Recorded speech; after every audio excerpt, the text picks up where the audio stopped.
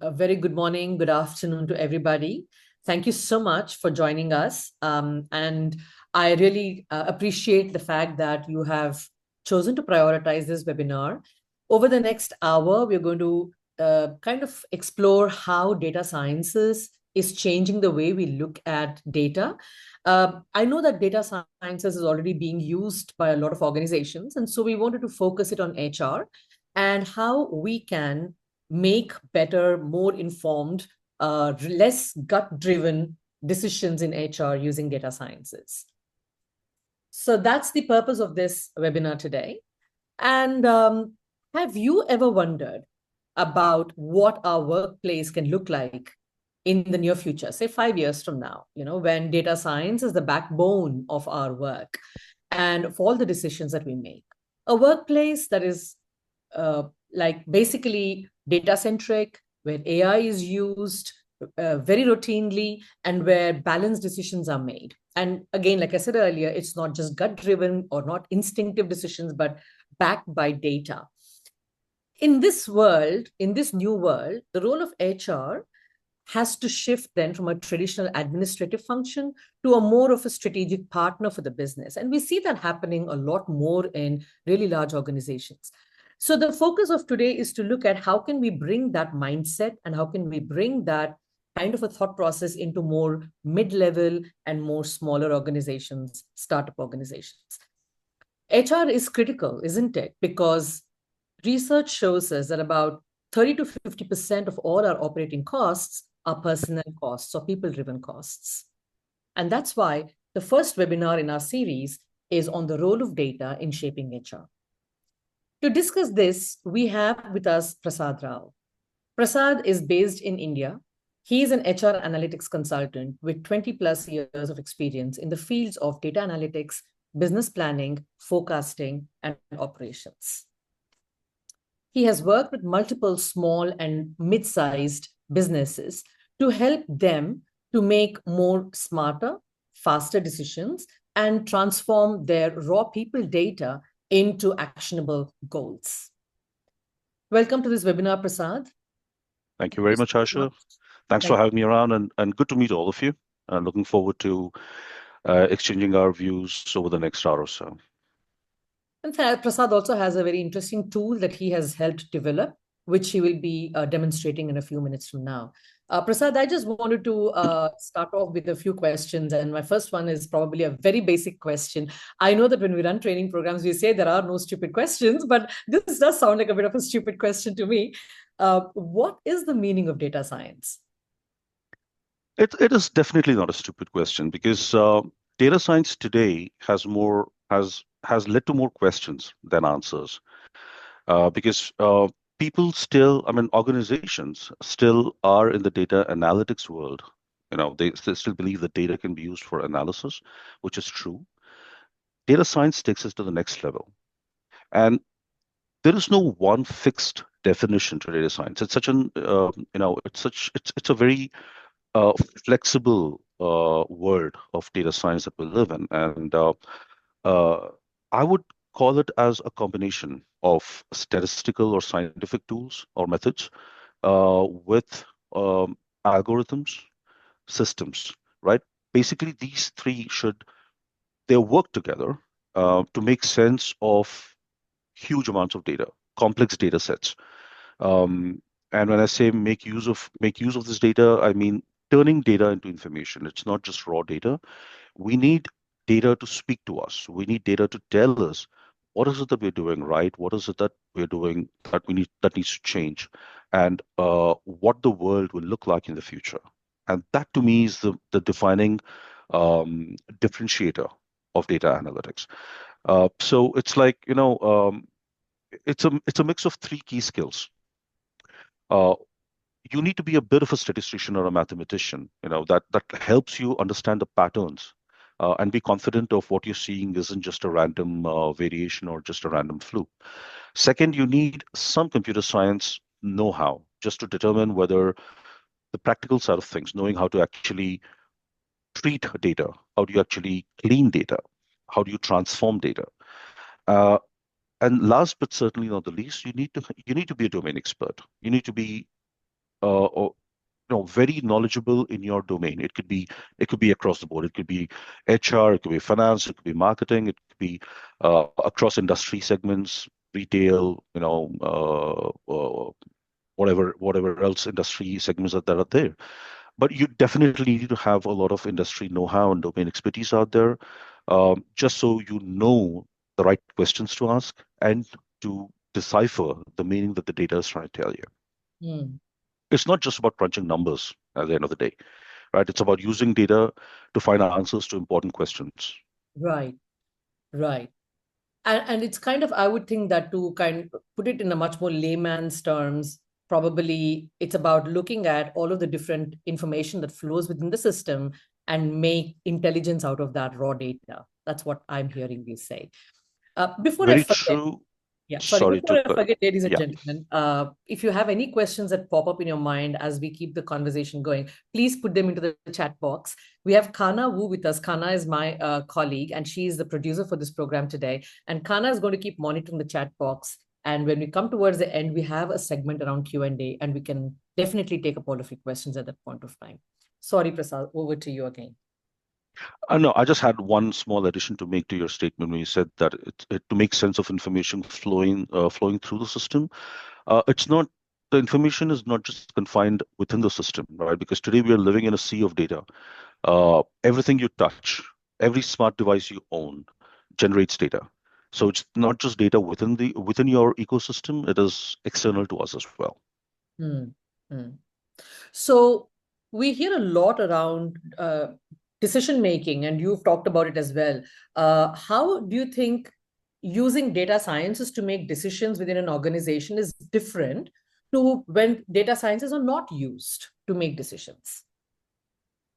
So that's a great question. Um, See, data science is a complete game changer. It has flipped your traditional data analytical approach on its head.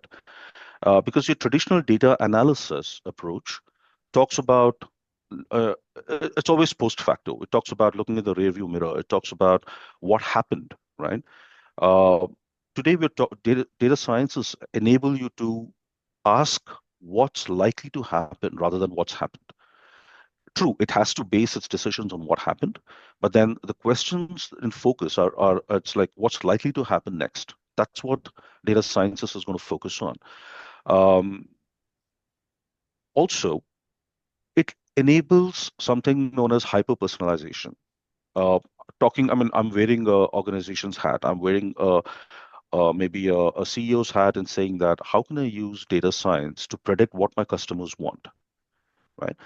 And how do I customize my product or my offering to each individual customer rather than groups of customers? Today, the days of targeting customer segments like, for example, saying that moms in their 30s, that used to be a customer segment, or saying that my customer segment are blue collared workers. That was another broad-based customer segment. From there, I'm using data sciences to move into what each individual in my customer segment wants. Can you Classic give an example, example? yeah, classic example that comes to mind, immediately is Netflix. Everybody, I'm sure, has used Netflix. If you browse through Netflix, the app, what happens there?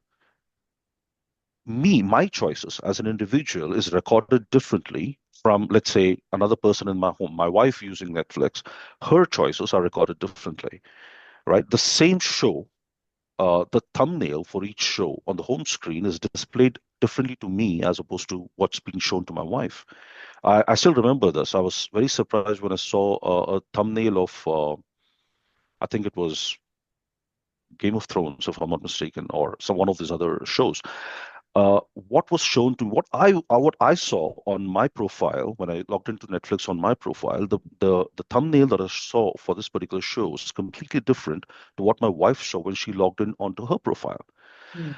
So what that tells me is Netflix is using this very smartly because they know my preferences. From the kind of shows that I've watched earlier, they know my preferences, whether I like, let's say, the horror genre, or do I like the action or the thriller genre, or does my wife prefer the romantic comedy genre, whatever it may be. And they customize their the display offerings that they have based on this kind of hyper personalization.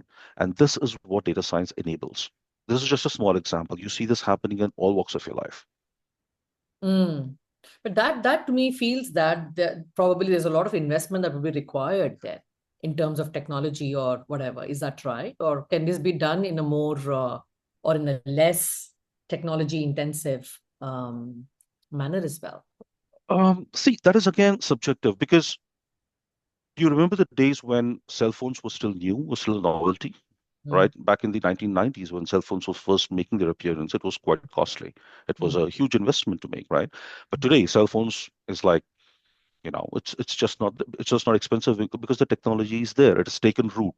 mm, That's a similar kind of a life cycle we're witnessing today, and when we talk about AI mm, specifically, mm, not so much as data science because data science has already been through that life cycle.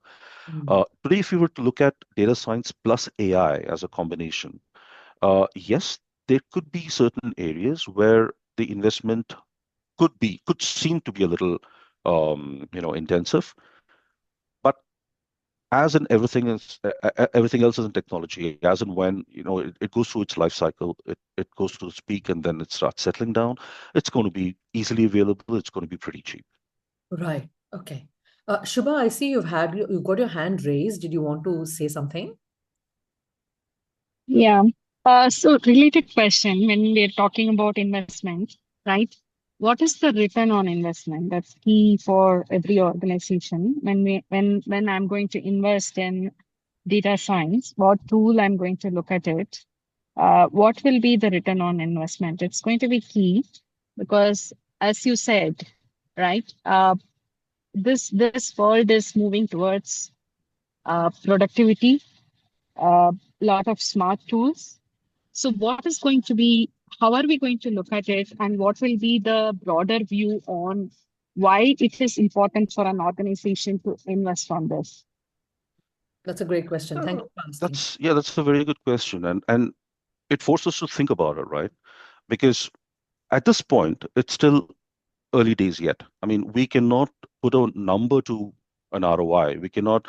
It's not a mature industry. It's not a mature industry like, let's say, a consumer durable, which where data is easily available. And you can say that return on investment for a production line is going to be equal to so many units sold times so many customer base, so much of customer base, etc. And you arrive at a dollar figure.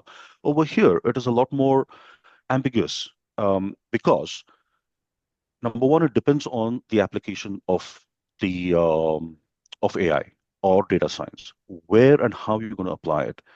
If you look at because again, within an organization, departments can use data science in different ways. It can be used passively, like what we're going to be discussing today, HR. We're going to be using it passively, but there definitely can be a dollar value, applied to this as well, but not so much as a ROI, but in terms of what goodness can bring back to the organization as a whole.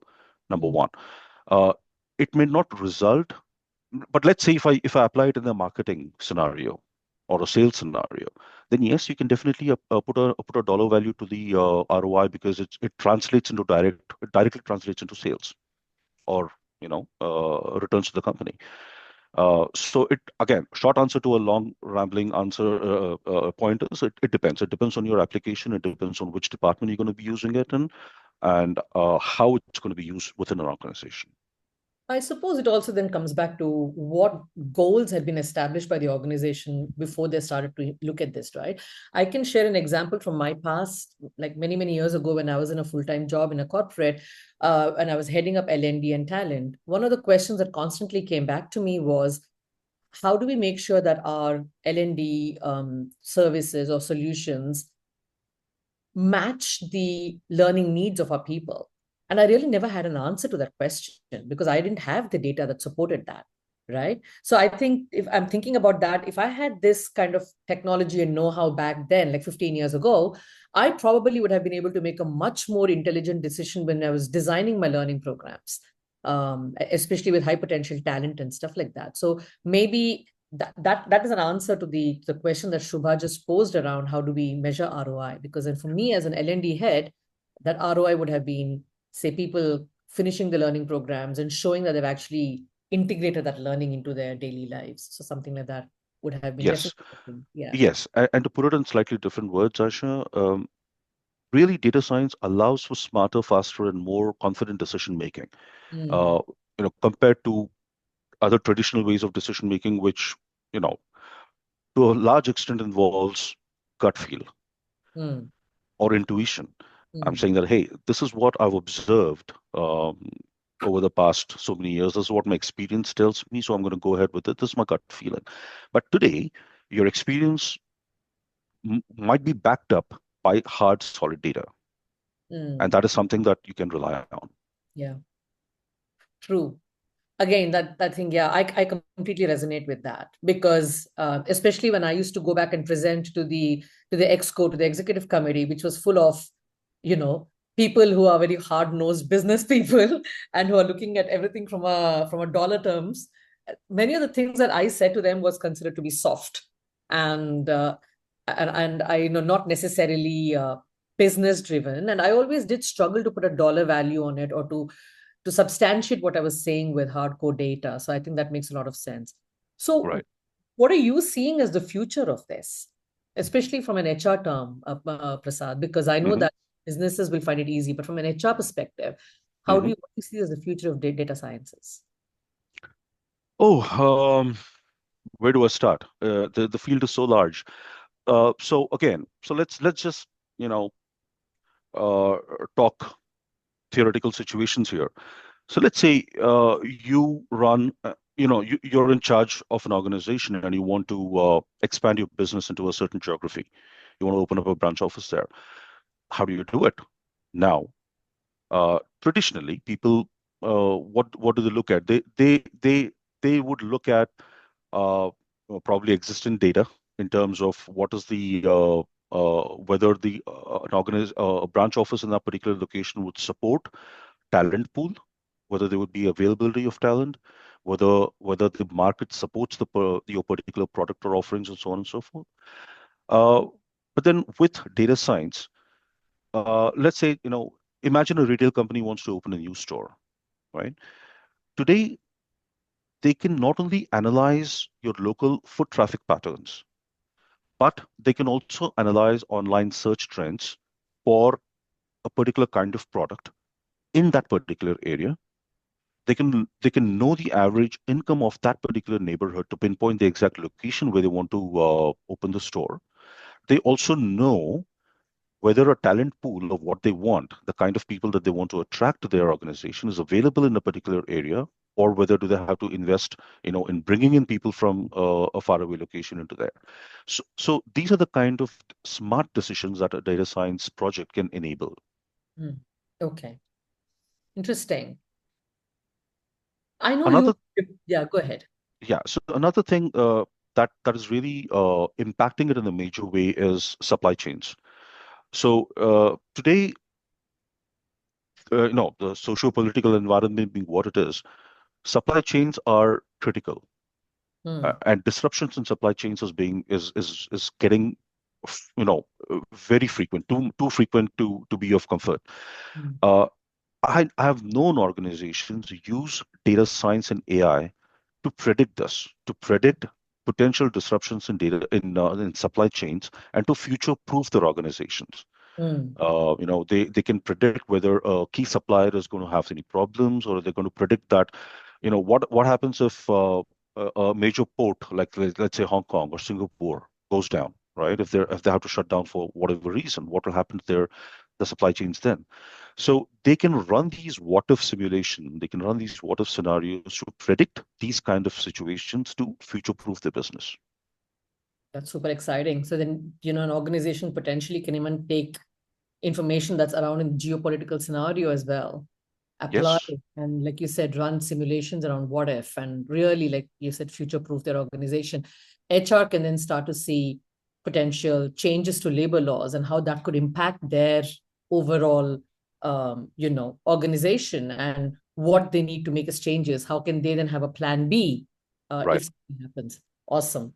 And I know that you have been developing a tool. You've developed a tool for one of your clients, And you very kindly agreed to show us that. Of course, you've had to mask a lot of the information for confidentiality purposes, and we respect that.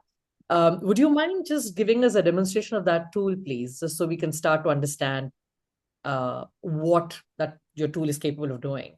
Certainly. So just to give you a brief background about the organization that this tool was developed for. Uh, Again, as Asha said, I won't be able to reveal the name of the organization, but for the purposes of this session and this demo, let's call it Wayne Enterprises. And follows very shortly. Yeah, you might see Batman joining us very soon. But yeah, so Wayne Enterprises is an organization based in Shanghai with a global presence. On a couple of offices in North America, a few offices in Asia, Australia, and the Middle East. So this company has been in a startup mode for the last decade, 9 to 10 years. That's been their lifespan, and they're still in the startup mode. They operate in the high tech space. They develop LLMs, which is AI, advanced AI, and therefore their talent requirement is quite specific and not that easily available. So when I first started talking to them, um, they had they did not have a singular source of truth as far as the data is concerned. It was dispersed all over the place. They used to have uh, different data sources as well as different data file formats. And what the executive committee wanted was basically a single source of truth to help them answer a lot of people-based questions.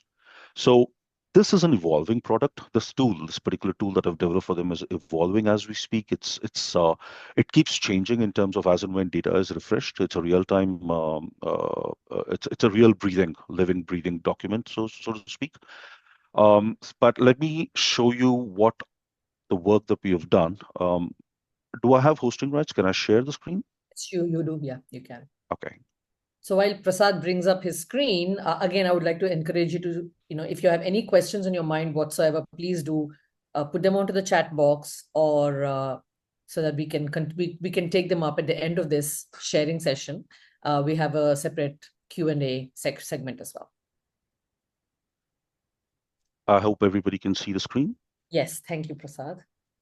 Okay, so I have jumped directly to the report. What this report, as I said, it refreshes every time there is an update on the data when the client when they refresh the data. This report updates automatically.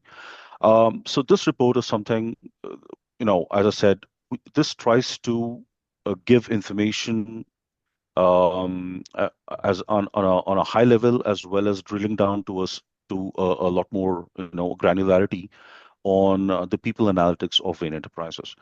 So when I first started talking to Wayne Enterprises, when I started identifying and understanding their pain areas, one of which was their attrition numbers. And this was across the globe, across all their branch offices. They had a total attrition of about 30% annualized, which maybe for other industries doesn't sound too much, doesn't sound too bad. But as I said, this is a specialized high-tech industry wherein, and it's not just a high replacement cost of people that they lose. It's also the loss of tribal knowledge. It's also the loss of people with acquired skills that is difficult to replace. So basically, they wanted to understand what was happening and if we could identify, any ways of plugging the leak, so to speak. So just to very quickly run you through what this report does, this executive summary dashboard gives you a helicopter view about what the organization is all about from a people's perspective. On the right-hand side, this map shows you the locations currently.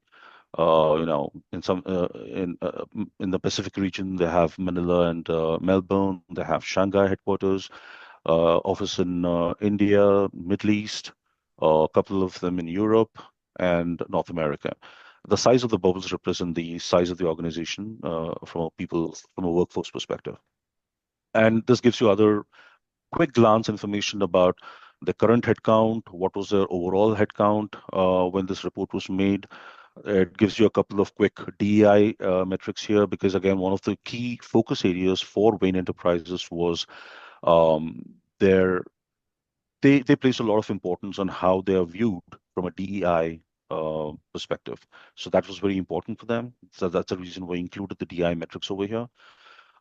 We included the top paying skills because, again, as I said, skills here for this particular company, which is in the niche uh, industry, the skills become very important for them to backfill as well. So we need to know whether are they competitive in the industry when it comes to uh, their wage bill. Here we also spoke about the top level reasons as to why people are leaving the organization. And the best part of this is interactive. So when I click on anything, any particular data point, for example, I clicked on Warsaw, you see the numbers changing here accordingly. So when I click on Shanghai, you see the numbers changing here accordingly. So this numbers, they are in sync with not just the global numbers here, but also you can at a click, you can go to any particular location and look at what's happening out there. So this shows you a high level view. And as I said, attrition was one of their top focuses. So we delved deep right in as to what is happening on the attrition front. Now, if you remember, a little while ago, one of Asha's questions was, how does data and science differs from analytics? And I answered that data analytics primarily looks at the what. It looks at what has happened in the past, and data science is trying to focus on what's likely to change, what's going to happen in the future. So right now we had to identify, we had to lock on to what has already happened in the past, and that's where we are right now. So this attrition, the page over here talks about, it again gives it a glance the attrition trends across various locations. Shanghai and Warsaw being the highest affected for whatever reason. It also showed a little snapshot about uh, who are leaving the organization. Are they people with low performance scores, or are they people with mid-range or high performance scores? And a concern area here, which we quickly identified, is people with high performance scores. This was on a linear scale of 1 to 5, 5 being the highest, 1 being the lowest. So you hear that people with performance score of 5, the highest, they are leaving in big chunks. So that was a concern area we quickly identified. We also looked at things like, which manager is being impacted the highest. Whether is it a systemic problem, or is it an individual driven problem? Is it a manager driven problem? What is happening over here? And this needs to be identified. So we identified that the top managers, or rather the managers with the highest attrition. And we also looked at the tenure wise in terms of which where in the journey in the organization are people leaving? Is it early tenure, or is it late tenure, or is it mid tenure?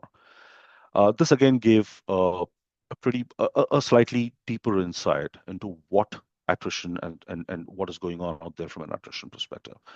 So when I spoke about this is a rear view, rear view mirror look. So we wanted to look at what's going to happen in the future, so that we can be ready to plan. And this is what we found. So this is the trend forecast. And when we talk about attrition, it could be both a positive attrition wherein people are being promoted. So that therefore the roles that they used to do previously is they need to backfill those roles. And the negative attrition, which is people going out of the door. So we need to address both. Right. So this tells us what, based on the past data, this tells us how this is going to pan out for the next 12 months. Right. So again, this gives us a further, one level further down, level of granularity. We can drill down to a particular department in a particular location, or we can look at just a particular location in all departments, and so on and so forth. And accordingly, this changes as well. So this tells me that for in Dubai, I'm going to be needing a total of 7 people as a backfill, because all the 7 are leaving the organization. They're not promoted. So this is a area of concern, as opposed to, let's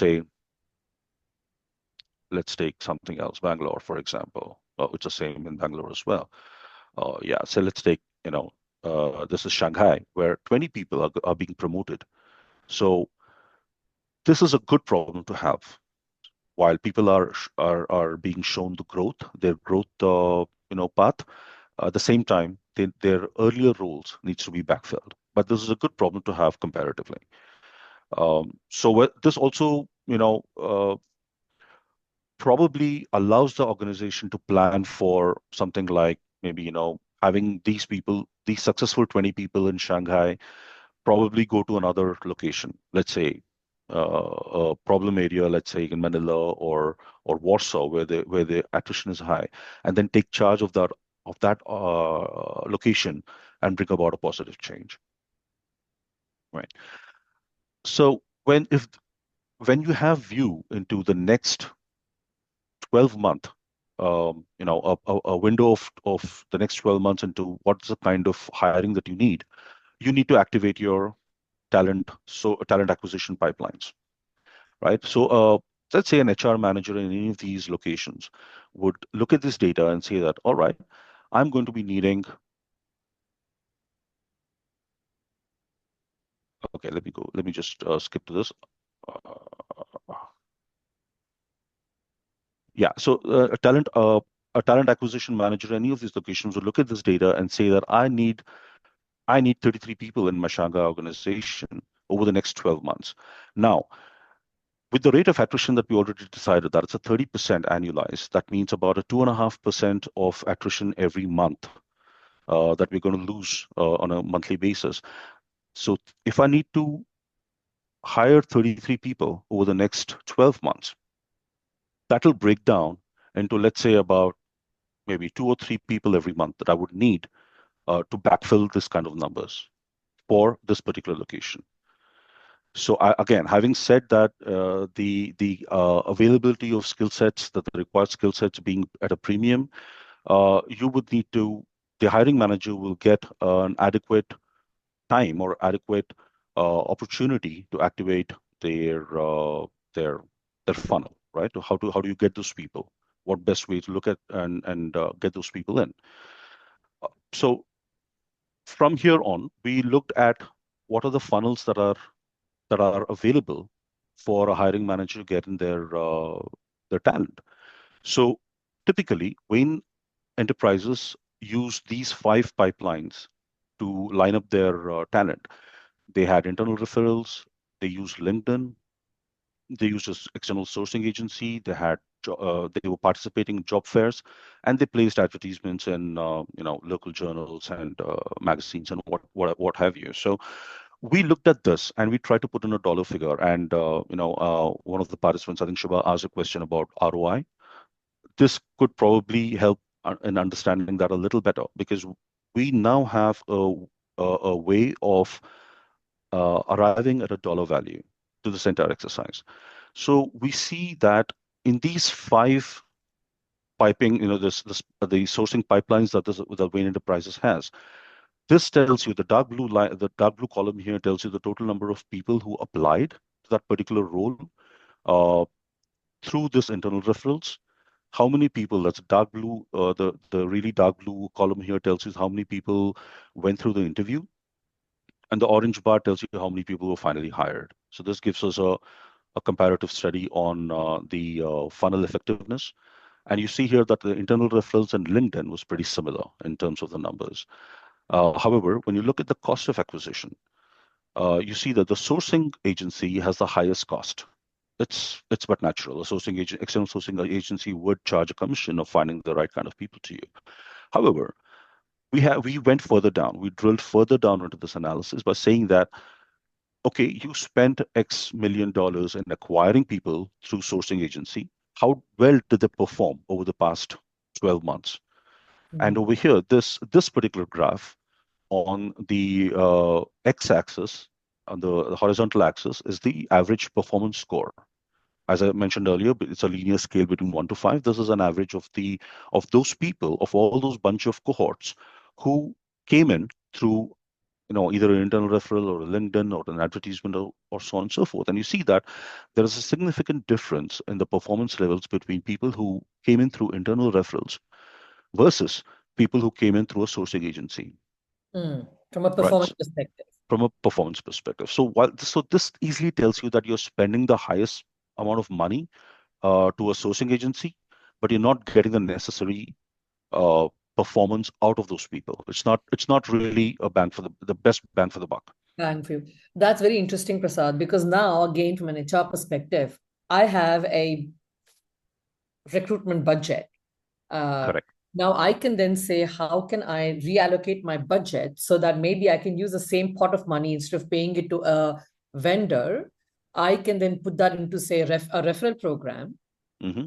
and or I could even look at, say, investing more in LinkedIn, because those are the two top areas and where I can then definitely get a better bang for my buck.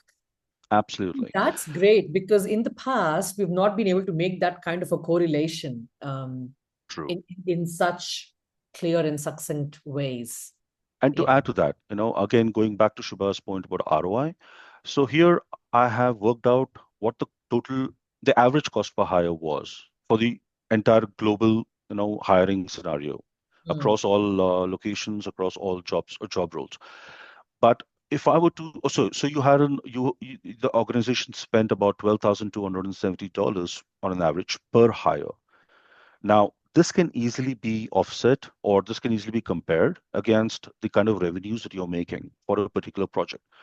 mm. Or if you were to go further down, drill down, I can look at the internal referral people, click on this line, and it just drills down to the cost that you've incurred for internal referrals versus the kind of revenues that the company has made on their projects, where they're looking at where people have been deployed, et cetera, the kind of revenues that has come in, and then you compare that, you work out some kind of an analysis over this particular cost, and there you have your ROI from a talent acquisition perspective, Got it. Got right? it. Yeah. So these are the levels of granularity that you can go into, and it allows us for far more, a little bit more of analysis. So when we spoke about talent acquisition, and when we are talking about attrition as an overall pain area, we thought maybe it would be a good idea to study whether how engaged people are. One of our favorite hypotheses, or one of the favorite assumptions that we work on, was people who are not engaged with their job are more likely to leave. Mm, All right. I mean, that's a pretty natural assumption one would make, right? mm. And we almost went ahead with the assumption. But then when we ran the data, we were in for a surprise. I think I've jumped the gun over here. So here we go. So when we talk about how engaged people are, Actually, I uh, think it's the previous slide, Prasad. got it. So yeah, sorry about that. So we were talking about whether engagement has a correlation with attrition, and sure enough, we found this. Now, how do I read this graph, this visual? You see that the four quadrants, the dotted lines over here represent the average scores for each of the vectors. The vectors are on the y-axis. It's basically the engagement score, and on the horizontal or the x-axis, it is the attrition numbers. So here we're talking about whether attrition and engagement have a correlation, and we found that uh, most of the departments of this organization are bunched into these two quadrants, the top right and the top left, the bottom right quadrants. Now, what are these quadrants? The quadrant number one, which is your bottom left, it it talks about departments which has low engagement and low attrition, right? What does this tell me? When people are not engaged enough with their jobs, but they're still not leaving the organization, this tells me that the workforce in that particular department are complacent. They're becoming complacent. They are quite enjoying their high downtime or whatever it may be, but they're not engaged enough with the work, neither that they are leaving. So that is a concern area. The the bottom right quadrant, quadrant two, it talks about low engagement but a high attrition. So again, the reason over here for high attrition is pretty evident. People are leaving because they're not engaged enough. So that's an easy fix. You need to understand why they're not engaged. You go to quadrant three, which is high engagement and high attrition. So here, this is a bit of a dichotomy, right? When people are engaged, the assumption is that they will not leave. But here, the people are still leaving. They're highly engaged with the jobs, but they're still leaving. So what Mm, is happening out there? mm, Is it the compensation? Is it, are they being poached with the promise of higher pay? What is happening here? This is worth investigation. And sadly enough, in quadrant 4, which is where you would like to see most of your departments in, which is high engagement and low attrition. There is, at least Wayne Enterprises do not have any employees or departments over here. This if there would be anybody in this quadrant, that they would be the star performers. They are highly engaged and they're not leaving the organization. If there was somebody over here, I would approach them and say, hey, what are you guys doing right? Share it with the rest of the organization. So this visual is pretty evident in telling us as to where the problem lies and what the problem lies. So here we have a complacent bunch of people. Here we have people who are leaving the company because they're not engaged enough. So it's a relatively easy fix. You need to identify what needs to drive their engagement. And here you have people who are highly engaged, but they're still leaving. So that obviously points out to an external stimulus, probably being a very competitive industry landscape, right? It's Moving very on from, interesting. yeah. So sorry, this I'm seeing is at a department level. Can this be drilled down to more granularity? So for example, can it be drilled down to at a manager level? Because again, from an L&D, I'm interested in L&D from a development, from a coaching perspective.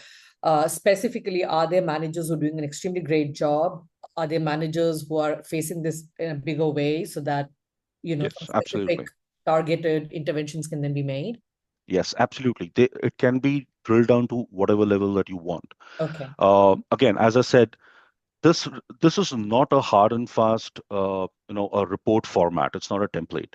Report, this is highly customizable. Depending on what the client wants, we can customize this report to whatever level of granularity the client wants. Okay. And again, these are, as I said, these areas that we focused on is again with after a lot of iterative back and forth with the client. This is what they wanted to focus on. So each client's focus areas could be different, and this report will change as per each client's requirement. So we also looked at learning and development as a potential cause of attrition.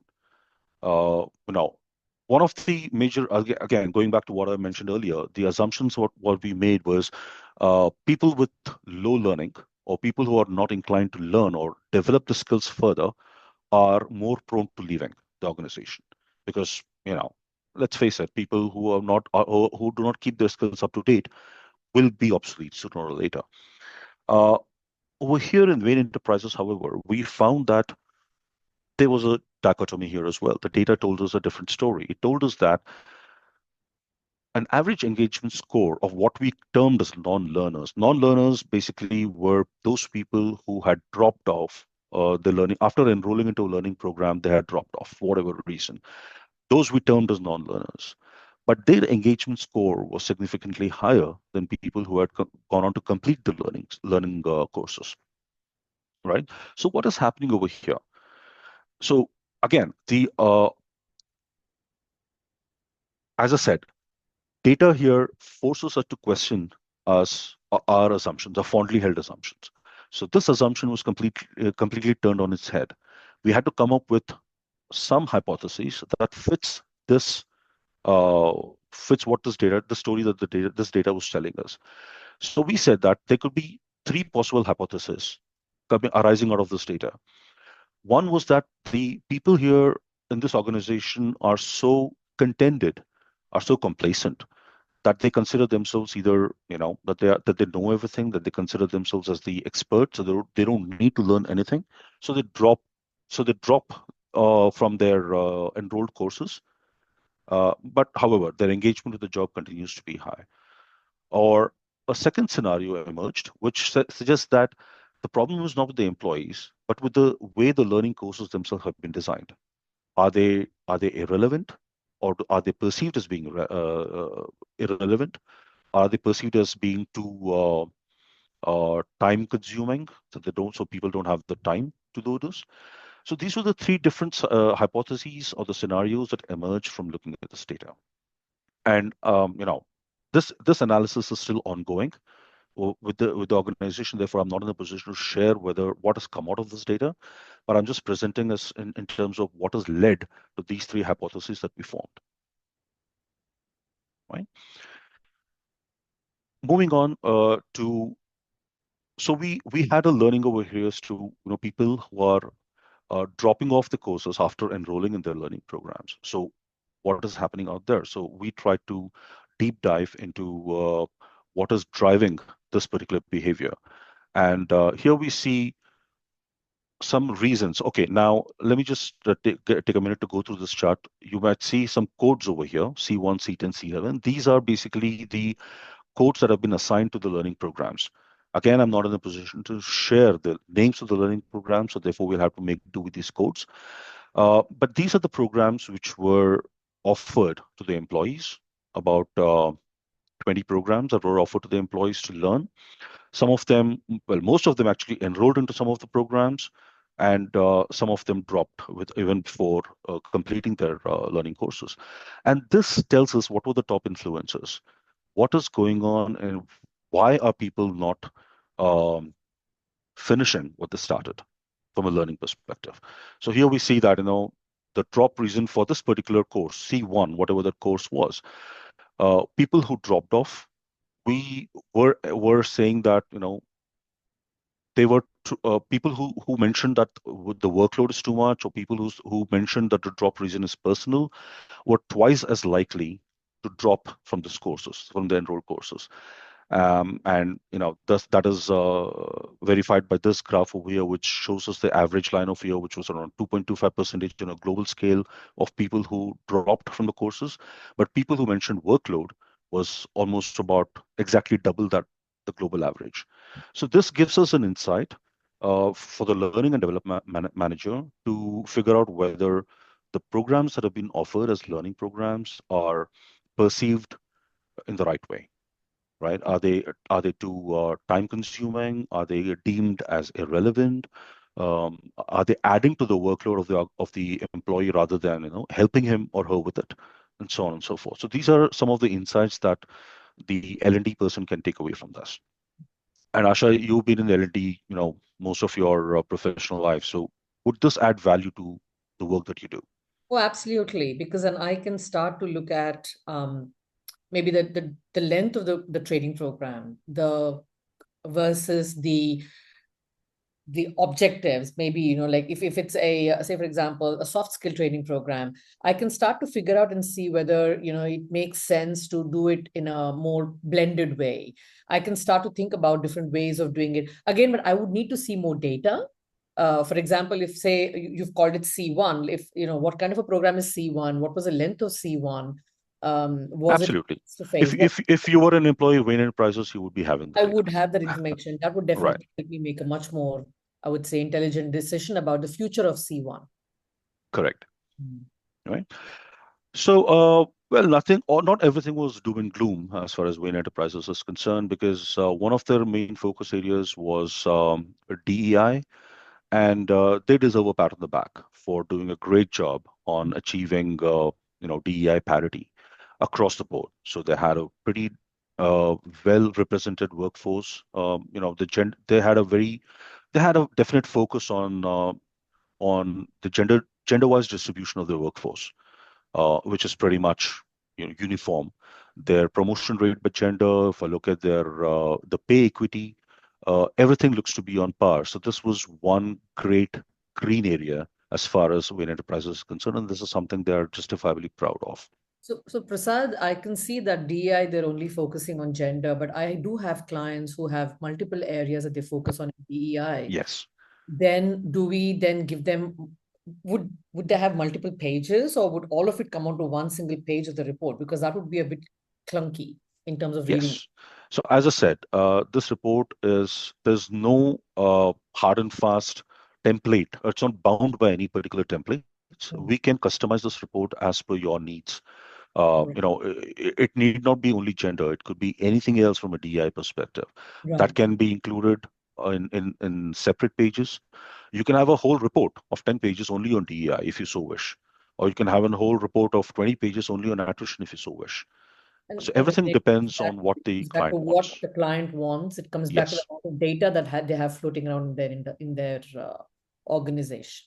Got it. exactly, exactly. Wonderful. Yeah. Right. I'm just hurrying you up a bit because we've got about 9 minutes left, Yeah, and I we're want to done. give some We're time for the done. Q&A So, as well. So yeah. yes, we're done. So just the last page of this report, which is a kind of a, all tied up a narrative, which talks about the key findings are the what we found on the culture and development part of it. What were the things that they were doing right, and what are the recommendations for certainly from an attrition standpoint. Um, some recommendations on some how do we retain talent. Here we recommended the Grow, the Grow platform, which we said that this is something again. This can further lead into a training opportunity here because here we can we can train the clients on the Grow template. How do we retain people? So this, in a nutshell, was a report that is still evolving with Wayne Enterprises. And as I said, customizable, highly customizable, whatever the client wants, we can change this accordingly. And this report is dynamic in nature because as and when the HR representatives of Wayne Enterprises do any changes in their database, this will this information and this data, this representation, visual representation will change accordingly. Got it. Wonderful. Thank you so much. That was really a good, I think, like a breeze through the tool that you've given.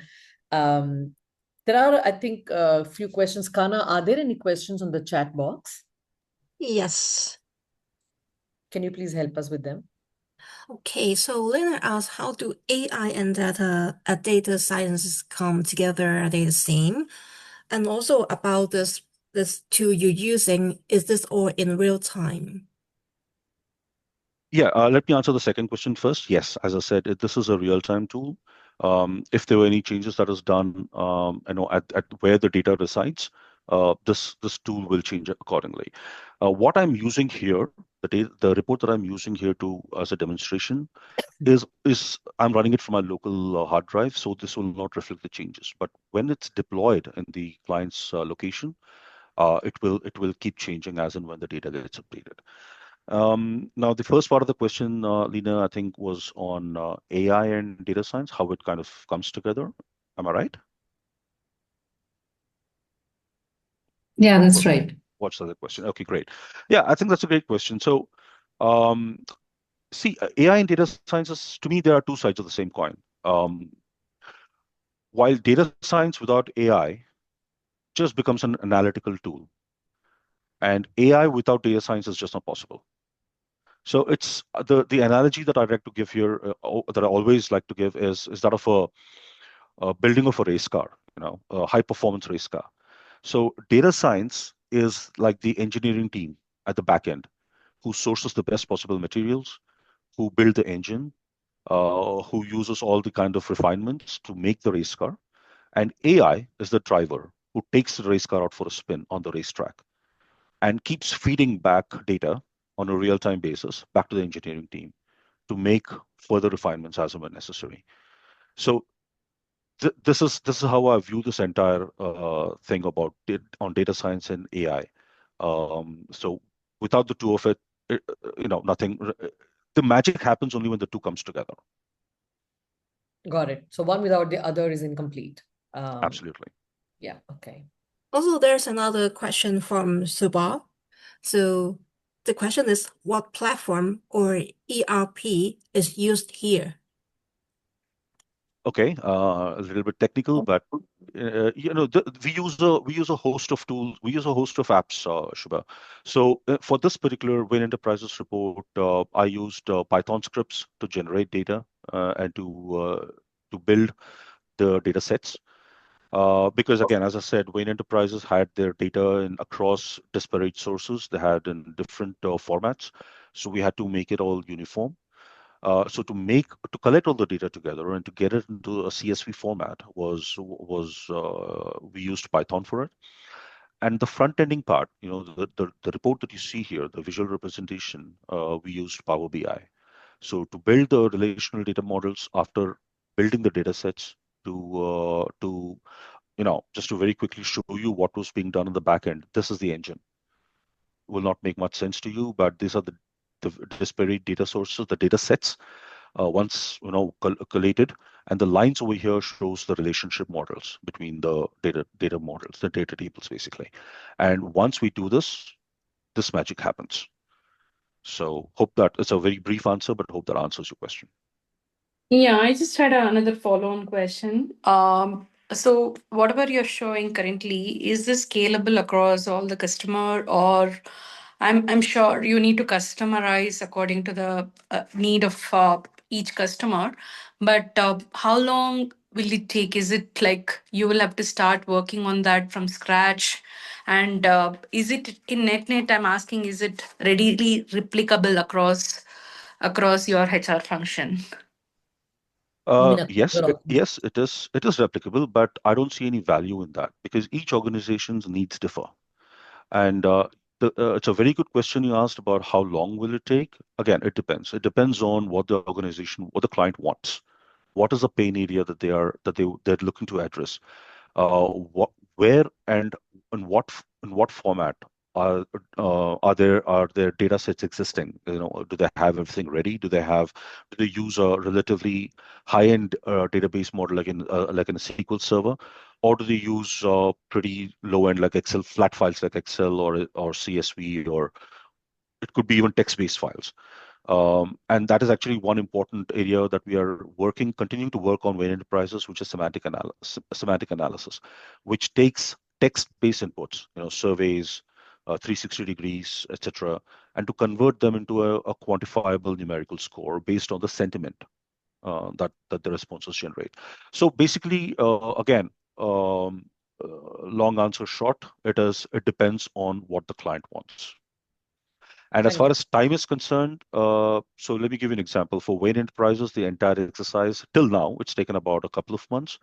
And 80% of the time was spent only in understanding what the client wants and to look at their existing data and to make sense of it. So, my time with the leadership executive committee, the vice presidents, the CEO, the HR director, and so on, was about, let's say, about 2 meetings in a month, and the bulk of the meetings was with the HR administrator, who was the keeper of the data. Mm.